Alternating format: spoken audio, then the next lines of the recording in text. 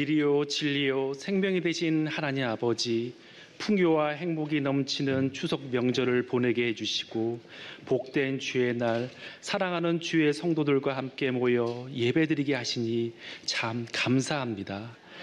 이 시간 신령과 진정으로 드리는 우리 예배를 기쁘게 받아 주시옵소서. 때를 따라 비를 내리시고 손으로 하는 모든 일에 복을 주시며 기쁨으로 단을 거두게 하시니 감사합니다. 이러한 하나님의 풍성한 은혜와 사랑에도 불구하고 가진 것보다 없는 것에 집중하며 남과 비교하면서 불평했던 우리의 어리석음을 회개하오니 감사함을 잊은 우리의 교만함을 용서하여 주시옵소서. 이제 우리 마음을 높이지 않고 정화 없는 재물에 소망을 두지 않으며 오직 우리에게 모든 것을 후히 주사 누리게 하시는 하나님께 소망을 두어 선한 자, 나누는 자, 너그러운 자가 되게 하여 주시옵소서. 긍휼의 하나님, 지금 세대는 폭력과 범죄, 술과 마약, 결혼 기피와 저출산 소식 등 안타까움에 탄식과 한숨만 나오고 있습니다. 우리의 심령이 암흑의 세상에 점점 물들어가고 편리와 안위만을 강구했던 것을 불쌍히 여겨 주시사 그리스도의 빛으로 어두움을 물리쳐 주시옵소서. 삶의 모든 순간마다 주님을 절대 잊지 않는 참된 믿음의 삶이 되게 하여 주시고 주님의 사랑을 삶에 그대로 옮겨내어 세상을 변화시키고 선한 영향력을 미치는 하나님의 자녀로 자라나게 하여 주시옵소서. 우리 청운교회 성도들이 날마다 마음을 같이하여 성전에 모이기를 힘쓰고 말씀을 사모하며 서로 교제하고 기도에 힘쓰길 소망합니다. 하나님을 경외하고 이웃을 사랑할 때 세상 사람들로부터 칭송을 받고 성령의 능력으로 구원받는 영혼이 날마다 더하게 하여 주시옵소서. 역사의 주관자가 되신 하나님, 이 나라 이 민족을 위해 기도합니다. 이 땅은 남과 북으로 나누어 있고 생각과 이념은 좌와 우로 갈라져 서로를 향한 미움과 다툼이 그치지 않고 있습니다. 모든 권세가 하나님으로부터 난다는 분명한 진리 가운데 이 땅에 세우신 위정자들이 하나님과 국민들을 앞에 겸손케 하시고 진리와 공의가 강물처럼 흘러 하나님의 뜻과 사랑이 기초되는 나라 되게 하여 주시옵소서. 세계 열방 민족을 사랑하시고 구원하시는 하나님, 온 땅 가운데 흩어져서 예수 그리스도의 복음을 증거하시는 선교사님들을 위해 기도합니다. 기후와 환경 그리고 문화와 언어가 달라 어려움이 있지만 주관자가 되신 주님의 날개 아래 있음을 믿습니다. 선교사님을 통해 뿌려진 복음의 씨앗이 많은 사람들 마음에 깊이 심겨져 예수 그리스도의 사랑과 구원의 기쁨이 그들 가운데 충만하게 되길 간절히 소망합니다. 믿음의 다음 세대를 위한 교육관 건축 위에 은혜를 부어 주시옵소서. 건축되는 건물 한 층 한 층이 견고하게 세워지게 하시며 예비하신 주님의 은혜가 구석구석 채워지는 성전이 되길 기도합니다. 우리의 다음 세대가 하나님을 잊지 않도록 주의 말씀을 부지런히 양육시키고 하나님의 백성이 되도록 돕는 사명에 더욱 힘쓰는 우리가 되길 기도합니다. 주님의 귀한 말씀을 듣습니다. 사랑하는 우리 목사님께 하늘의 은혜와 권능을 더하여 주시고 하나님의 말씀을 대언하실 때 모든 성도들 심령에 30배, 60배, 100배의 귀한 결실을 맺게 하여 주시옵소서. 예배를 위해 각자의 자리에서 섬기는 손길들을 축복하여 주시며 온 마음과 정성을 다하여 아름다운 찬양과 화음으로 주님께 올려드리는 나우 찬양팀과 할렐루야 찬양대 그리고 함께 드리는 우리 모두의 찬양을 흠양하여 주시고 거룩하시고 완전하시며 선하신 하나님 홀로 영광받아 주시옵소서. 이 모든 말씀 예수님 이름으로 기도드리며 이제는 주님께서 가르쳐 주신 기도를 함께 드리오니 하늘에 계신 우리 아버지, 아버지의 이름을 거룩하게 하시며 아버지의 나라가 오게 하시며 아버지의 뜻이 하늘에서와 같이 땅에서도 이루어지게 하소서.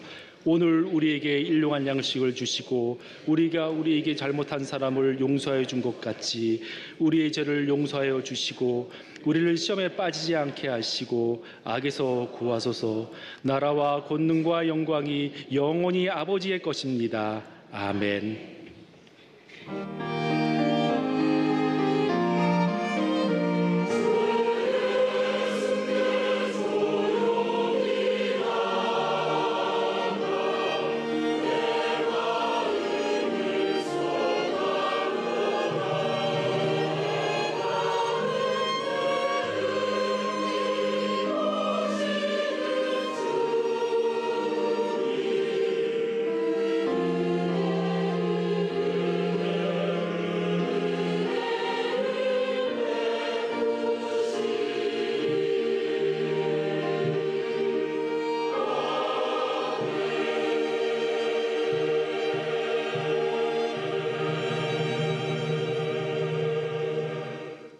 네, 오늘 우리에게 주시는 하나님의 말씀 보도록 하겠습니다.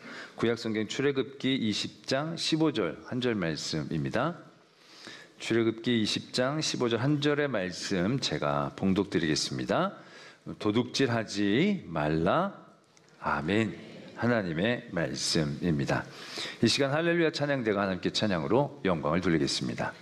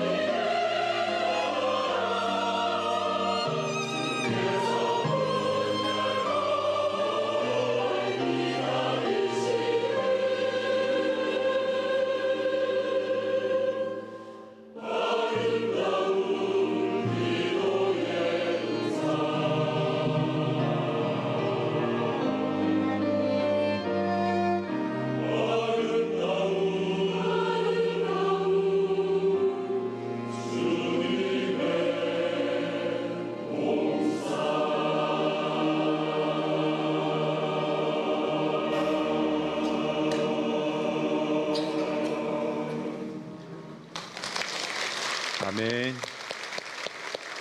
네, 귀한 찬양 감사를 드립니다. 말씀을 위해 함께 기도드리겠습니다. 사랑의 하나님 아버지, 하나님의 귀한 전 말씀 앞에 또한 저희를 불러주심을 감사합니다. 하나님께서 오늘 우리에게 주시는 말씀, 내가 듣고 싶은 말씀대로 듣지 말게 하시고 우리에게 전해주고 싶으신 그 하나님의 마음과 그 중심 그대로 듣게 해주시옵소서.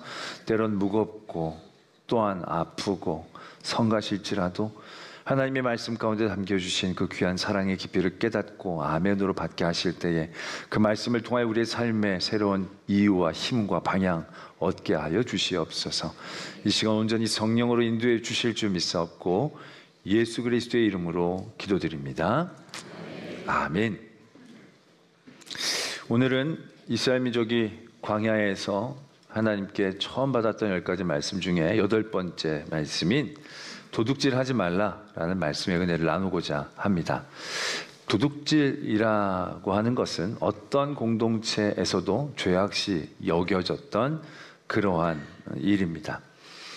그러한 보편적인 악에 대해서 하나님께서 특별히 이스라엘 민족에게 처음 이제 광야에서 자유인으로 하나님의 백성으로 살아가는 데 있어서 이것이 꼭 필요하다라고 해서 주시는 말씀인데, 단순히 도둑질이라는 행위 이외에 또 다른 하나님의 뜻, 우리를 향한 하나님의 도전은 무엇인지 한번 살펴보려고 합니다. 요즘 그런 얘기 적지 않게 듣습니다. 외국인들이 우리나라 오면 깜짝 놀라는 것 중에 하나가 카페나 이런데 그냥 자기 소지품을 들고 화장실에 다녀오는 그러한 모습이라고 합니다. 심지어 노트북 뒤에다 올려놓고는 자리를 한참 비우고도 돌아오는 그러한 모습을 보면서 외국인들이 깜짝 놀란다는 거죠. 그도 그럴 것이 우리가 선진국이라고 얘기하는 나라들, 뭐 유럽이나 이런 데 가봐도 카페나 이럴 때 공공장소에 뭘 놓고 온다는 것은 내게 아니라고 얘기하는 것과 똑같은 거죠. 정말 몸의 일부처럼 들고 다녀도 그게 유지될까 말까 한데, 우리나라는 그냥 탁자 위에다가 막 놓고 왔다 갔다 해도 가만히 있는 걸 보고 놀란다는 거죠. 우리가 외국 여행, 이제 유럽 여행 다니신 분들은 그 가이드한테 그런 주의사항을 듣지 않습니까? 가방, 배낭 같은 거 특별히 절대로 뒤로 매지 말라고. 뒤로 매면 이거 완전 자선 사업하는 거라고. 다 가져간다고. 그래서 다 어떻게 유럽에 가시면 다 어떻게 하고 다니십니까? 다 배에 앉듯이 그거 다 그렇게 하고 다니지만 우리나라는 어떻습니까? 그렇게 가방 매는 사람이 없어요. 우린 다 그냥 뒤에 맨다는 거죠. 그만큼 우리나라의 의식이 굉장히 발전된 것도 사실이고, 또 그만큼 CCTV가 곳곳에 달려있기 때문에 해봐야 다 걸린다라고 아니까 하지 않고 있는 그러한 모습이기도 하겠죠. 하여튼 우리나라는 전 세계 몇 안 되는 그런 모든 도난 가운데서 안전한 나라 중에 하나이다라는 것이 또 뿌듯해지기도 합니다. 그래서 오늘 우리는 이런 도둑질하지 말라라는 계명 자체가 그렇게 부담스럽게 다가오지는 않습니다. 거의 잘 안 하게 되니까요. 우리도 그런 마음조차 안 먹게 되니까요. 그러나 우리가 이 도둑질에 대한 정의를 다시 한번 살펴보면 우리가 이 계명에 그렇게 자유롭지만 않다는 사실을 새삼 깨닫게 되는 것입니다. 도둑질이란 정의는요, 타인의 것을 훔치거나 빼앗는 행위를 뜻하는 것입니다. 타인의 것을 그 주인의 아무런 허락이나 아무런 용인 없이 임의대로 내가 그 일들을 사용하고 쓰는 모든 행위들, 그게 도둑질이다라는 것입니다. 이스라엘 민족이 가나안 땅에 처음 들어갈 때 전쟁을 치르게 됩니다. 처음 치렀던 전쟁은 여리고성의 전쟁입니다. 여리고란 아주 견고한 성을 그들이 함락하는 건 너무 어려운 일이었습니다. 그래서 하나님이 한 바퀴씩 돌고 마지막 날 7바퀴씩 돌고 소리 지르면 무너지게 하셨습니다. 정말로 이거는 뭐 누워서 떡 먹기 같이 그 성을 줍게 되는 거죠. 근데 그때 하나님께서 한 가지 조건을 말씀하십니다. 뭐냐면 아무것도 건드리지 마라. 이 모든 것은 온전히 내 것이다. 첫 제물처럼 모든 여리고의 전리품들을 취하면 안 되고 다 하나님께 드려야 된다. 금과 동은 하나님의 전에 바치고 다른 모든 것들은 멸하여야 한다라는 그런 조건을 말씀하고 계시는 겁니다. 전쟁이 치러졌고 이스라엘은 완벽하게 승리를 거뒀습니다. 그때 우리가 잘 알다시피 아간이라는 사람이 시날산의 외투 한 벌과 금 50세겔 되는 덩어리, 은 200세겔을 그가 취해 자기의 장막에 갖다 두게 됩니다. 이건 훔치거나 빼앗는 행위는 아닙니다. 왜? 전쟁을 하러 들어가서 다른 사람이 쥐고 있는 걸 빼앗은 건 아닐 겁니다. 아마 그 물건의 주인들은 이미 죽었거나 아니면 그 물건의 소유권을 포기하고 도망쳤거나 했을 것입니다. 그렇기 때문에 그 물건은 솔직히 그냥 주워온 거지 도둑질한 거라고 보기는 어려운 거예요. 그냥 주워서 장소만 자기의 장막으로 이동한 것일 뿐입니다. 엄밀히 말하면 도둑질 같아 보이지는 않는 거죠. 그런데 하나님은 그 행위에 대해서 이렇게 얘기하십니다. 이스라엘이 범죄하여 내가 그들에게 명령한 나의 언약을 어겼으며 또한 그들이 온전히 바친 물건을 가져가고 도둑질하며 속이고 그것을 그들의 물건 가운데 두었느니라 라고 말씀하고 계신다는 겁니다. 왜요? 하나님은 이미 그 모든 여리고성의 소유권을 주장하시고 계셨는데 이 아간은 그 소유권에 대해서 개념을 상실하고 그냥 자기가 주워서 장막에 옮겼다고 생각했습니다. 근데 그건 명백히 도둑질이다라는 겁니다. 우리가 모든 행위를 할 때요, 모든 행위를 할 때 그 소유권에 대해서 분명히 인식하는 게 도둑질을 하지 않는 것에 대해서 굉장히 중요한 첫 번째 모습이 될 겁니다. 길을 갔는데 지갑이 떨어져 있어요. 주웠더니 신분증도 있어요. 자, 길 가다 주우면 내 겁니까? 보이는 게 임자의 인 것입니까? 아니죠. 신분증까지 있으니까 이건 이 사람 거라는 게 분명해요. 그러니까 우리 이걸 어떻게든 돌려줄 마음을 갖게 될 거예요. 대부분 사람들이. 근데 우리가 등산을 했는데 너무너무 목이 마른데 가다가 보니까 사과나무가 있는데 사과가 아주 맛있게 열린 것 같아요. 그래서 그 사과를 따서 먹었어요. 이건 뭘까요? 여기부터 생각을 해봐야 되는 거예요. 이게 공유림이나 국유지 정도면 사과 하나 먹었다고 뭐 큰일 치르겠습니까만, 근데 이 산이 사유지면 이 사과는 명백히 그 사람의 것이고요. 우리는 그 사람의 것을 도둑질한 거예요. 내가 목말라서 먹은 게 아니고 도둑질한 거예요. 소유권에 대한 분명한 깨달음 굉장히 중요하다는 것입니다. 아까도 말씀을 드렸듯이 내 것이 아닌데 내 임의대로 사용하는 모든 행위가 도둑질이다라는 거죠. 그렇다면 여러분들은 도둑질에 대해서 얼마나 자유롭습니까? 우리는 성도라고 얘기합니다. 하나님을 믿는 믿음을 얻는 사람들입니다. 그 믿음을 얻는 우리들이 하나님과 예수님을 뭐라고 부릅니까? 주님이라고 부릅니다. 주님. 이 주님은 고유명사가 아니라 보통 명사입니다. 뭡니까? 주인님이라고 얘기하는 겁니다. 주인님. 하나님과 예수님을 나의 주님, 주인님이라고 부른다는 것은 무엇을 의미하는 것입니까? 내가 주님의 것이라는 걸 의미하는 거예요. 내 시간, 내 건강, 내가 누리고 있는 모든 것들이 죽을 수밖에 없는 나를 하나님께서 구원해 주셨기 때문에 내가 주님으로 인정하고 주님의 것임을 고백하는 거라는 얘기죠. 그건 분명히 하나님이 내게 주신 거예요. 그래서 성도들을 일컫는 말 중에 청지기라는 말이 있습니다. 청지기가 뭡니까? 무엇을 소유한 사람을 의미하는 게 아니에요. 맡겨진 사람을 의미하는 거예요. 그들에겐 사용권은 있지만 소유권은 없어요. 근데 그 사용권도 내 임의대로 사용하면 그건 배임이 되는 거예요. 횡령이 되는 거예요. 도둑질이 되는 거예요. 그것을 내게 맡기신 그분의 뜻에 합당하게 그분의 의지에 맞게 사용하려고 깨어 있어야 그게 청직이 된 삶이지, 그걸 임의대로 내 행복, 내 편리, 내 안녕을 위해서 전혀 주신 분 그 소유자의 것들을 생각하지 않고 내 것처럼 생각하고 내 것처럼 사용한다면 그걸 바로 뭐라고 얘기하느냐? 도둑질이라고 얘기한다는 겁니다. 동의하십니까? 그렇다라고 본다면 우리의 삶의 자리에서 도둑질하지 말라는 계명은 굉장히 다른 의미로 다가올 수밖에 없다는 것이죠. 우리에게 주어진 이런 모든 시간들, 지난 한 주일 우리는 연휴로 잘 보냈습니다. 연휴, 여러분들의 시간이 아니었고 여러분들에게 맡겨진 시간이라고 생각했을 때 그 연휴 중에 여러분들 얼마나 그 시간을 주신 분을 생각하며 그분의 뜻에 맞게 그 시간을 보내려고 깨어 있었습니까? 그렇지 않았다면 그 모든 시간들은 도둑질한 것이 되지 않겠습니까? 여러분들에게 건강을 주셨는데 그 건강은 맡겨주신 건강인데 그 건강으로 내 기쁨, 내 즐거움, 내 쾌락만을 위해서 그 건강을 사용했다면 그 건강을 사용한 모든 순간과 시간들은 도둑질하고 얘기하지 않을 수 없지 않겠나 라는 얘기죠. 내게 주신 물질, 내가 번 물질 있을 수 있어요. 그러나 그 모든 것이 주님이 내게 주신 것이다라고 우리는 고백하며 살아나가고 있다면 그 물질을 나를 위해 사용했던 그 모든 그 분량도 결국 임의대로 내게 맡겨주신 분의 것을 내가 쓴 도둑질이라고 얘기하지 않을 수 없다라는 얘기죠.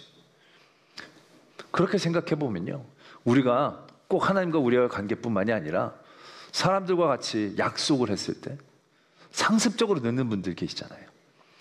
그 늦는 것도요, 늦는 게 아니에요. 어떻게 보면 일종의 도둑질이에요. 왜? 그 사람의 시간과 내 시간을 맞춰서 딱 맞췄는데 내가 30분, 40분 늦게 가면 그 사람의 시간과 30분, 40분이 그냥 허비되는 거예요. 그 사람의 시간인데 내가 임의대로 그 사람의 시간을 지금 빼앗는 거예요. 그것도 어떻게 보면 일종의 도둑질이 되어질 수 있다라는 것을 우리가 깨달아야 한다라는 얘기죠. 그렇다라고 한다면 이 도둑질하지 말라라는 계명은 생각보다 우리에게 굉장히 무겁고 굉장히 밀접하게 우리를 넘어뜨리는 그러한 죄에 대한 도전이다라고 우리는 깨어 있어야 한다라는 것입니다. 근데 그렇게 너무 전반적으로 그렇게 생각하면 이게 너무 삶이 빡빡하고 힘든 거죠. 지금 갓 출애굽한 이스라엘 민족에게 이렇게까지 무거운 짐을 주시는 건 아닐 거란 얘기죠. 하나님께서는 이 출애굽기에서 도둑질하지 말라라고 얘기하시는 건요, 어떠한 관계에 대한 초점을 갖고 계시고 그것을 위하여 이 계명을 지키기를 원하고 도전하시는 거, 아주 완벽하게 막 진짜 다 청지기척에서 살라는 게 아니고요, 하나님께서 중요하게 여기시는 것들을 향하여 이 계명을 지키는 게 필요하기 때문에 우리에게 당부하고 계신 것으로 바라볼 수 있어야 한다는 겁니다. 그 초점이 바로 뭐냐? 예수님께서 계명을 정리할 때 이렇게 딱 두 가지로 정리해 주십니다. 하나는 하나님을 사랑하라는 거예요. 또 하나는 이웃을 내 몸과 같이 사랑하라는, 이 두 계명에, 이 10계명의 초점이 있음을 예수님께서 우리에게 분명히 가르쳐 주십니다. 그래서 로마서 13장 9절에서도요, 말씀이 이렇게 적혀져 있습니다. 간음하지 말라, 살인하지 말라, 도둑질하지 말라, 탐내지 말라 한 것과 그 외에 다른 계명이 있을지라도 내 이웃을 내 자신과 같이 사랑하라 하신 그 말씀 가운데 다 들었느니라. 우리가 도둑질하지 말라라는 이 계명을 지킬 때 우리가 완벽하게 의롭고 완벽하게 죄를 짓지 않고 사는 그것에 초점이 있는 게 아니라 이 계명을 통해서 이웃을 사랑하는 데 나아가기를 원하고 계신다 라고 우리에게 말씀하고 계신다는 겁니다. 도둑질하지 말라라는 것과 내 이웃을 내 몸처럼 사랑하는 것이 어떠한 선상에서 이어질 수 있을까? 우리는 생각해 봐야 하는 것입니다. 제가 지난주에 TV에 채널을 막 돌리다가 옛날 어떤 드라마에 딱 멈춰 섰습니다. 그냥 거기서 멈춰 섰어요. 근데 그때 어떤 장면이 이루어졌냐면 경찰이었는데요, 이 경찰이 전국에서 소도둑을 가장 많이 잡는 경찰이라는 거예요. 다른 사람은 소도둑 뭐 서너 명 잡을 때 이 사람은 이렇게 막 바늘 정자로 했는데 뭐 한 5, 60명도 잡은 것 같아, 이 사람이. 그 소도둑을 잡느라 가지고 유명한 경찰인 거예요. 그래서 그 상관이 묻습니다. 야, 너는 왜 이렇게 소도둑을 목숨 걸고 그렇게 잡냐? 소도둑을 왜 이렇게 열심히 잡냐? 그랬더니 그 경찰이 이렇게 얘기를 하는 거예요. 소도둑은 소도둑이 아닙니다. 소도둑은 소를 가지고 있었던 사람의 인생을 훔치는 사람들입니다. 그래서 나는 그놈들을 용서할 수가 없습니다. 이렇게 얘기를 하는 거예요. 왜냐하면 그 경찰이 이렇게 얘기하는 거예요. 소도둑에게 소는 훔쳐가지고 팔 돈에 불과하지만 소를 잃은 사람들에게 그 소는, 어떤 사람은 그 소를 키워 자녀의 등록금을 대 자녀의 미래를 열어주려고 했던 소이다라는 거예요. 어떤 사람의 소는 아픈 부모의 병원비를 치루어 부모를 살리기 위한 소이다라는 얘기예요. 어떤 사람에게 소는 그의 가정의 자녀들의 결혼을 준비하고 그 자녀들의 가정을 이루어줄 소망이고 미래가 그 소다라는 거예요. 단순히 돈이고 동물이 아니라 그 사람의 인생이고 삶이 그게 소다라는 거죠.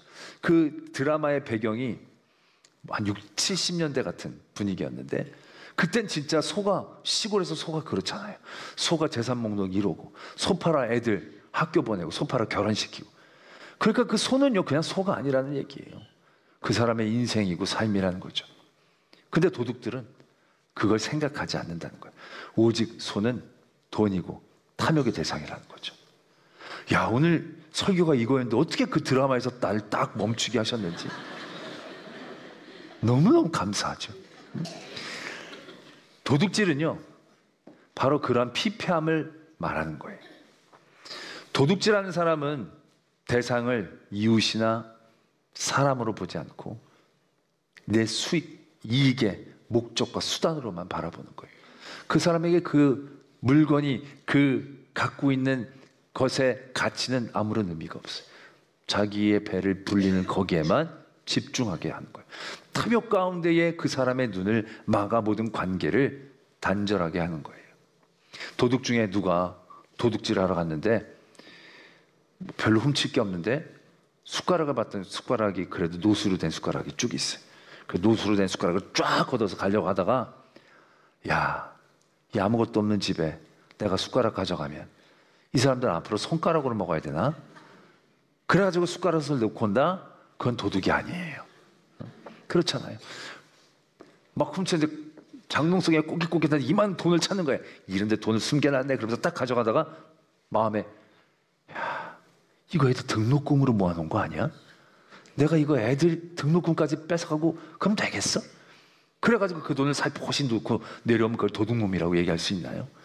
도둑이 아니 자선사업가에 가까운 거죠. 그러고 나서 이 집안에 이 사람들에게 필요 있는 건 냅두고 남는 거, 필요 없는 거 내가 가져가야겠다. 그건 무슨 분리수거하는 사람이지 도둑이 아닐 거예요. 도둑은 그러한 마음을 갖고 있는 것을 의미하는 거고요. 이웃이 없고 대상이 없고 다 내 탐욕에만 매어 그 모든 관계가 깨어지는 것을 의미하고 있다라는 얘기죠. 그래서 하나님은요, 도둑질하지 말라고 할 때 그 도둑질의 행위보다 도둑질로 깨어질 그 관계에 대해서 하나님은 우리에게 경계하고 도전케 하신다는 얘기예요. 고대의 대부분의 어떤 공동체에서의 법 중에 절도에 대한 법은요, 굉장히 무겁게 매겼습니다. 우리나라도 고조선 시대 8조 법금에 보면 도둑질하다 걸리면 무조건 노예가 되어지는 겁니다. 그게 뭘 조그만 걸 훔쳤던 큰 걸 훔쳤던 상관없이 무조건 도둑질하다 걸리면 그냥 노예가 되는 거예요. 그냥 인생이 끝나버리게 되는 거예요. 얼마나 무거운 죄를 물리는 것이겠습니까? 우리가 잘 아는 이슬람도요, 뭘 훔치다가 보면 그게 바늘이든 조그만 것이든 훔치다 걸리면 어떻게 하느냐? 손목을 잘라버립니다. 무엇을 의미합니까? 굉장히 죄에 대해서 엄하게 다스려서 대사회적으로 경고하는 거죠. 이 죄 저지르지 말라고. 이게 대부분 이 절도를 다스리는 고대의 법들의 성격입니다. 그런데 성경은요, 이 도둑질하지 말라는 계명을 어긴 사람들에 대하여 어떻게 대하라고 적고 계시느냐면 이렇게 적고 계십니다. 소나 양을 잡거나 팔다가 걸리면 소가 죽었거나 현재 없는 거예요. 그러면 소는 5배나 갚을 것이고 양은 4배로 갚아야 된다, 이렇게 얘기하십니다. 또 소나 양을 훔쳤는데 아직 살아있거나 내가 가지고 있으면 다시 주인에게 되돌려주고 갑절을 배상해야 하는 것입니다. 그런데 그 배상할 돈이 없으면 자신의 몸을 팔아 그 값을 치러야 된다라고 얘기하고 계십니다. 여러분, 뭔가 다름이 느껴지시지 않습니까? 하나님은 도둑질한 사람들의 죄를 물을 때 다른 세상의 공동체는 도둑질한 사람의 죄를 묻습니다. 죄에 대한 벌을 내립니다. 근데 하나님은 그 도둑질 당한 사람에 대하여 변상과 배상에 대하여 초점이 있습니다. 훔침을 당한 사람들이 당할 절망과 고통 가운데에 하나님은 그 마음을 만져주고 그 사람에게 배상할 것에 대한 얘기를 하고 계십니다. 도둑질하는 사람들을 죽이고 처리하고 대사하는 게 아니라 그 도둑질한 사람과 도둑질 당한 사람과의 관계가 배상과 변상을 통하여 깨어지지 않고 최악으로 치닫지 않고 그것이 어느 정도 유지되어지기를 원하는 마음 가운데서 하나님은 이 도둑질에 대한 벌을 매기고 계신다는 사실을 우리는 다시 한번 바라볼 수 있어야 한다는 것이죠. 이스라엘의 성경에서 나오는 역사 가운데 보면요, 도둑질을 용인한 사건이 있습니다. 그 도둑질도 보통 도둑질이 아니라 인신매매를 허락했던 사건이 있습니다. 언제 그것이 허락되어졌느냐면 사사기 제일 끝에 보면 베냐민 지파와 열한 지파와의 전쟁의 얘기가 나옵니다. 베냐민 지파가 죄를 저질렀는데 그 죄된 자신이 지파의 사람들을 내어놓지 않고 옹호합니다. 그래서 11대 1로 이제 전쟁이 붙습니다. 베냐민 지파도 만만치 않아서 이 열한 지파가 늘 고전합니다.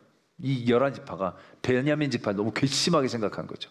그 죄악도 옹호하고 저런 지파는 우리들 가운데서 사라져버려야 돼. 그래서 그들이 결단합니다. 베냐민 지파를 멸절하기를. 그리고 우리 중에 누군가가 베냐민 지파에게 자기의 딸을 주는 자도 저주를 받을 거라고.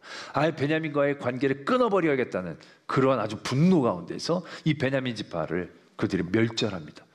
전쟁에 나중에 결국 열한 지파가 이기게 되죠. 베냐민 지파가 쫓겨가면서 모든 베냐민 지파의 사람들이 다 죽어갑니다. 모두가 다 죽고 전쟁하다 도망친 600명의 병사들만 산속에 가서 숨게 됩니다. 근데 그때 이스라엘 민족이 비로소 깨닫습니다. 그리고 이렇게 울부짖습니다. 이스라엘이 범죄하여 이스라엘의 하나님 여호와여, 어찌하여 이스라엘에 이런 일이 생겨서 오늘 이스라엘 중에 한 지파가 없어지게 하시나이까. 이렇게 울부짖습니다. 그들이 너무 죄가 많고 악해서 멸하려고 했던 베냐민 지파였지만 하나님이 세워주신 12지파 중에 한 지파였는데 그 한 지파를 자기네들이 멸절하는 것에 대한 잘못됨을 깨닫게 되어지는 거죠. 그리고 그들이 고민하게 됩니다. 이제 어떻게 하면 좋으냐. 베냐민 지파에게 딸을 주면 저주를 받을 거라고 우리가 다 맹세했기 때문에 딸을 줄 수가 없어요. 그럼 그 남은 600명이 자녀를 낳아서 그 지파를 이어갈 수가 없어요. 이방 여자를 데리고 나온다. 이건 하나님이 기뻐하시지 않는 일이니까 그건 그렇게 할 수도 없어서 그들이 생각해낸 게 뭐냐? 바로 도둑질을 하라는 것이었습니다.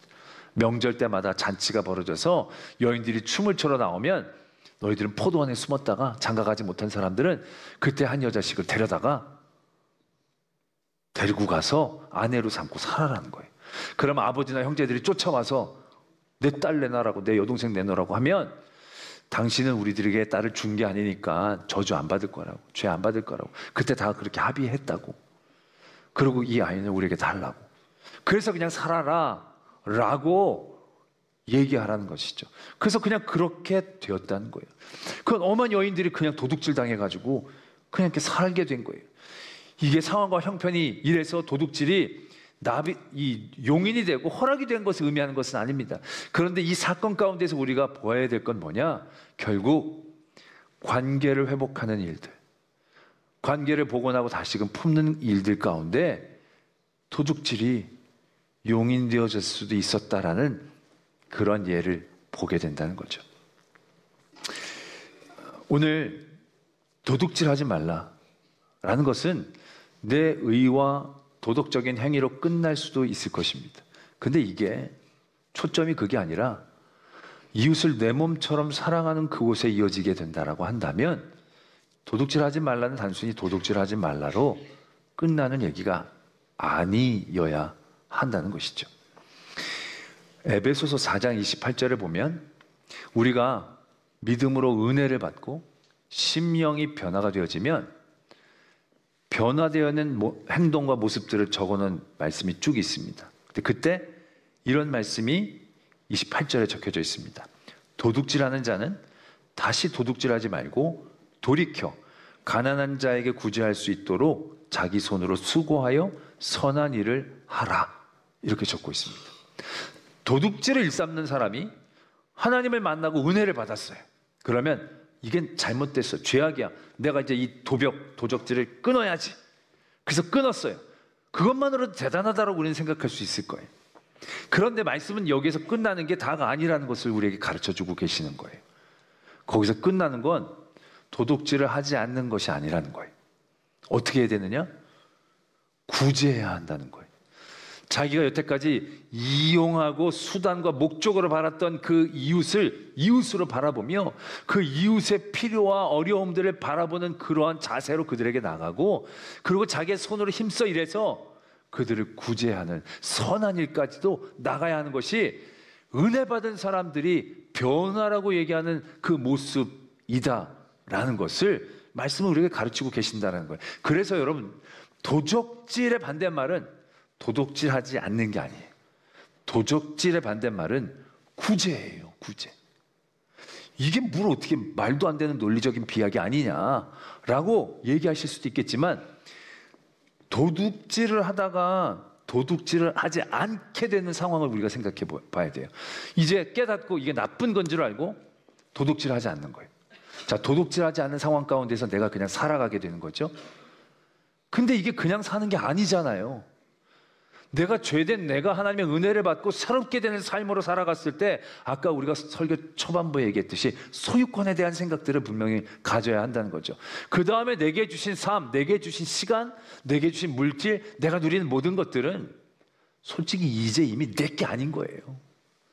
하나님의 것임을 깨닫게 되어진 은혜 자리에 서게 된 거예요.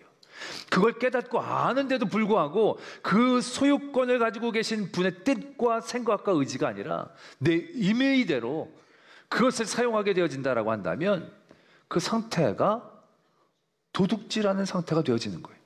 그렇다면 그 상태에서 도둑질하지 않으려면 어떻게 되어야 되느냐? 그것을 내게 주신 소유권자의 뜻과 의지에 대하여 내 생각을 맞추고, 내게 시간을 주시고, 내게 물질을 주시고, 내게 건강을 주시고, 내가 이런 상황을 주시고, 이런 이웃을 내게 주신 하나님이 뭘 원하실까? 라는 것에 대한 생각을 가지고 그들을 바라보기 시작하는 것. 그들을 바라보게 되어지면 그들의 필요한 것들을 발견하게 되고, 그것들을 도와줄 마음을 갖게 되고, 그들을 섬길 마음을 갖게 되고, 그들을 살피는 눈을 갖게 되어지는 것. 그러한 삶의 모습으로 가는 것이 자연스러운 흐름이 아니겠느냐라는 얘기죠. 때문에 우리 8번째 도둑질하지 말라는 건요, 도둑질하지 말라라고 쓰고 있지만 내 이웃을 사랑하라고 적고 있는 거예요. 내 이웃을 바라보라 라고 읽어야 한다는 거예요. 그리고 내 이웃을 도와라 라고 읽어야 한다는 거예요. 내 이웃의 것은 내 것이 아니라 내 이웃의 것은 하나님이 그들에게 주고 그들에게 내가 베풀 수 있는 그런 시선과 초점으로 바라봐야 한다라고 우리에게 얘기해 주고 계시는 거예요. 이스라엘 민족이 출애굽해서 가진 게 있었으면 얼마나 갖고 있었겠어요. 그거 뭐 서로 빼앗고 빼앗는 게 얼마나 그들에게 중요하고 첨예한 일이 되어졌겠어요. 물질에 대한 얘기가 아니라는 거죠. 그 이웃의 것을 그런 눈으로 바라보지 말고 하나님이 내게 주신 자유, 하나님이 내게 주신 이 해방, 하나님이 내게 주신 놀라운 은혜, 소유권자의 뜻에 맞춰서 그 일들을 바라볼 수 있는 그러한 백성이 되기를 오늘 하나님은 우리에게 도전하고 계신다라는 것입니다. 때문에 이 8번째 계명은요, 어떠한 계명보다도 우리에게 굉장히 밀접한 계명입니다. 내 이웃의 것을 바라보며 부러워하고 탐하는 게 아니라 내 눈은요, 내가 가지고 있는 것으로 내 이웃에게 나눠줄 수 있는 무엇인가가 있는지 살펴보는 눈이 되어져야 한다는 거죠. 내게 주신 하나님의 은혜니까 내가 별로 없어도 내게 주신 하나님의 그것들로 그것마저도 없는 이들을 바라볼 수 있는 눈, 마음, 삶의 태도, 그것을 갖는 것이 바로 이 8번째 계명에 대한 온전한 수행이 되지 않겠나라는 것을 깨닫게 되어집니다. 오늘 8번째 계명 여러분들 삶 가운데 온전히 지켜내셔서 더 마음의 사랑과 하나님 주신 은혜의 풍성함을 누릴 수 있는 성도 되어지기를 소망합니다. 기도하겠습니다. 오늘 말씀을 묵상하시면서 나는 이 8번째 하나님의 말씀에 얼마나 충실하게 이행하고 있는지, 도둑질을 하지 않는 것으로 만족하는 것이 아니라 정말로 하나님이 원하시는 것은 이웃을 사랑하기 위한 그 시작엔 도둑질하지 않는 그것, 내게 주신 하나님의 것을 도둑질하지 않는 그것에 우리의 마음이 향하게 하여 주시옵소서. 그러한 기도의 제목으로 하나님 앞에 나가겠습니다. 하나님 아버지, 오늘도 우리와 함께 하시고 우리 지켜 인도하심을 감사하며 우리 삶의 자리에서 도둑질하지 않았지만 늘 내 것을 내 것인 양 착각하고 생각했던 우리 어리석음을 바라봅니다. 그것이 어떻게 사용되어지는 것을 원하시는지 그 하나님의 마음 또한 우리가 알게 하여 주실 때에 온전한 이 8번째 계명의 은혜를 누릴 수 있는 저희들 다 되게 하여 주시옵소서. 하나님 아버지, 우리에게 주신 모든 것들로 기뻐하며 감사하며 자족하게 해 주시옵소서. 다른 사람의 것들을 빼앗지 않았다고 안심하지 않게 하시고 내게 주신 하나님의 것을 도둑질하지 않기 위해 늘 깨어 하나님의 마음을 알게 하시고 그 일들을 통하여 8번째 계명을 온전히 수행함으로 하나님이 주시는 사랑의 기쁨과 감사와 감격을 온전히 누릴 수 있는 저희들 되게 하여 주시옵소서. 믿사오며 예수 그리스도의 이름으로 기도드립니다. 아멘. 지금은 우리 구주 예수 그리스도의 은혜와 하나님 아버지의 지극하신 사랑하심과 성령 하나님의 함께해 주시고 도와주시고 교통하여 주신 역사하심이 도둑질하지 말라라는 계명의 온전한 수행을 위해 늘 깨어 내 이웃을 향한 사랑의 마음으로 나아가기를 도전하는 모든 성도들 위해, 그 가정 위에, 우리 교회 위에, 이 땅과 열방 위에 이제부터 영원토록 함께 계시기를 간절히 축원하옵나이다. 아멘.